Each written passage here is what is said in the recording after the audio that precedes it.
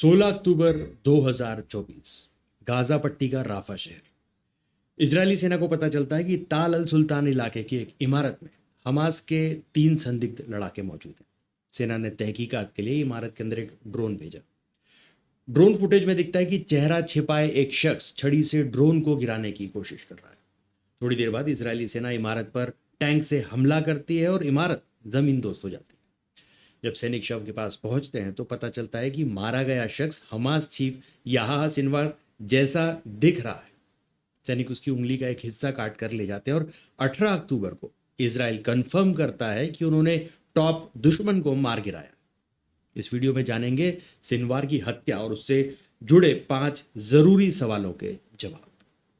तो पहला सवाल, इजरायली मिलिट्री ने हमास चीफ याहा सिनवार को कैसे खोजा और उसे कैसे मारा? 7 अक्टूबर 2023 को इजराइल पर हमास लड़ाकों ने हमला किया। इसमें करीब 1200 इजरायलियों की मौत हुई और 250 से अधिक लोगों को बंधक बना लिया गया। इजराइल ने इस हमले के पीछे याहा सिनवार को मास्टरमाइंड बताया। तभी से उसकी तलाश जारी थी। रिपोर्ट्स के मुताबिक खुद को बचाने के लिए याहा सिनवार ने अपने आसपास इजरायली बंधकों की एक दीवार बना रखी थी। अपने आसपास हमास के लड़ाके तैनात कर रखे थे। अगस्त 2024 में हमास का पॉलिटिकल चीफ इस्माइल हानिया मारा गया था, लेकिन सिनवार का तब तक भी कोई पता नहीं चल सका था। 16 अक्टूबर 2024 को इजराइल डिफेंस फोर्स यानी आईडीएफ की बिस्लामक ब्रिगेड की डिवीजन 162 और 828 राफा के ताल अल सुल्तान में रेगुलर पेट्रोलिंग करने जा रही थी। इस दौरान उनकी नजर एक इमारत पर पड़ी जिसके मेन गेट से चेहरे ढके 3 संदिग्ध लोग नजर आ रहे थे। इजरायली सेना ने एक ऑपरेशन लॉन्च किया। तब इजरायली सेना को पता नहीं था कि इन छिपे हुए आतंकियों में से एक खुद हमास चीफ सिनवार है। इजरायली सेना ने ड्रोन के जरिए इन तीनों का पीछा किया।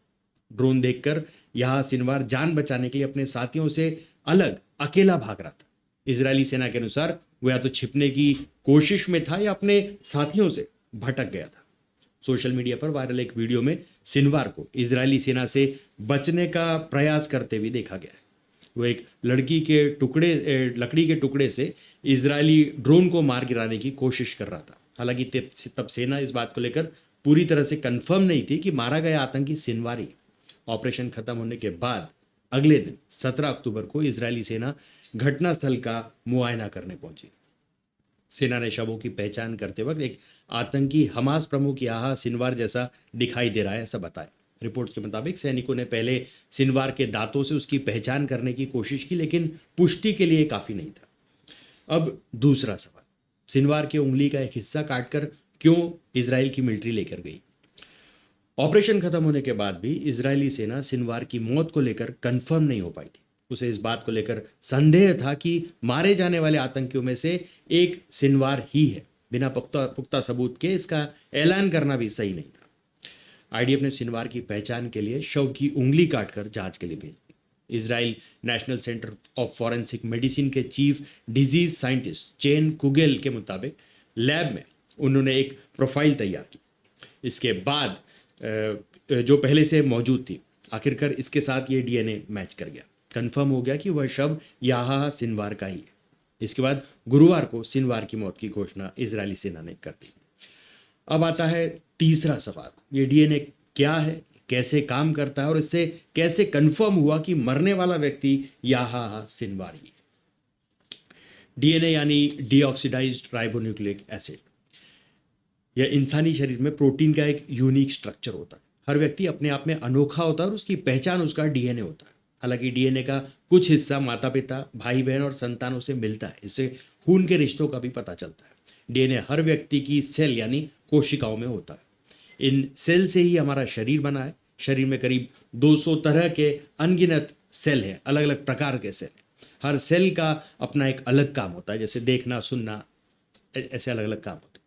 डीएनए असल में सेल में मौजूद क्रोमोसोम यानी गुणसूत्र इसमें होता है। यह माइक्रोस्कोप में एक स्पाइरल कुंडलीनुमा सीडी टाइप का दिखाई देता है। अक्सर ऐसे केस जहां किसी जीवित या मृत व्यक्ति की पहचान करनी हो, वहां व्यक्ति और उसके संबंधियों के डीएनए का मिलान किया जाता है। मिलान होने पर पहचान सुनिश्चित हो जाती है।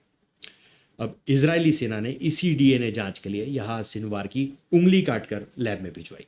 सिनवार के अन्य संबंधियों के डीएनए से मिलान कर यह पुष्टि की गई कि आईडीएफ द्वारा मारा गया आतंकी सिनवार ही है। अब चौथा सवाल, डीएनए टेस्ट से और क्या क्या पता किया जा सकता है?